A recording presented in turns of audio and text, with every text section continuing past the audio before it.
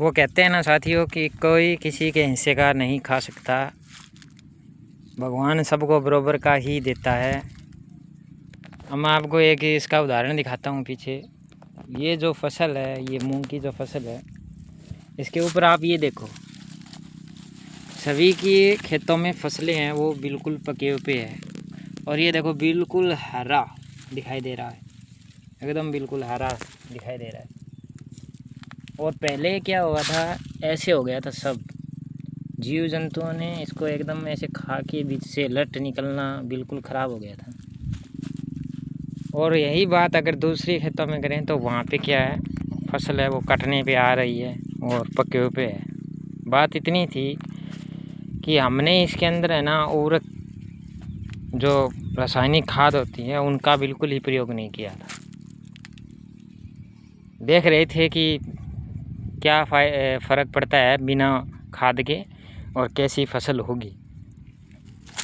और देखते देखते ऐसा हुआ कि फसल है वो बहुत ज़ोरदार इसमें फाल आया था, बहुत ज़ोरदार फलियां लगने लग गई।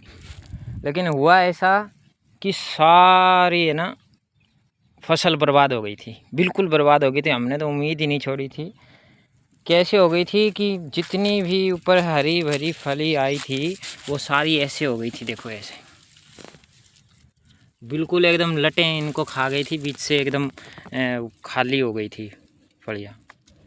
लेकिन कुदरत का करिश्मा देखो, उन जीवों का, जंतुओं के हिस्से का था, उनको खिला के भी और हमारे हिस्से का जो बना वो हमें ज़रूर लौटा रही है प्रकृति। ये देखो, उसके बाद में जब दोबारा से बारिश आती है तो इतना शानदार फल आया कि अब देखो इसके अंदर बिल्कुल भी कोई लट वगैरह, कोई फंगस वगैरह कुछ भी नहीं दिखाई दे रहा है, कुछ भी नहीं है। और इतनी शानदार फसल है कि अब की बार ऐसे लग रहा है कि कुछ तो बढ़िया भगवान ने सोच के दिया है। तो जीव जंतुओं के लिए भी अपने आप ही भगवान है वो भेजता है।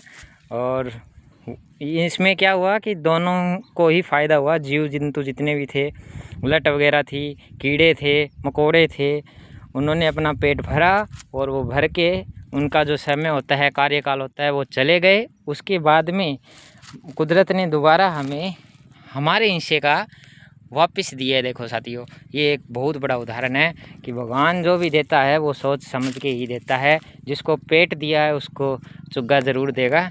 तो इसी पे अड़िंग रहते हुए यही वीडियो समाप्त करते हैं। धन्यवाद साथियों, बने रहिए हमारे साथ और हमारे चैनल को फॉलो ज़रूर करें, सब्सक्राइब ज़रूर करें। जय हिंद, जय भारत।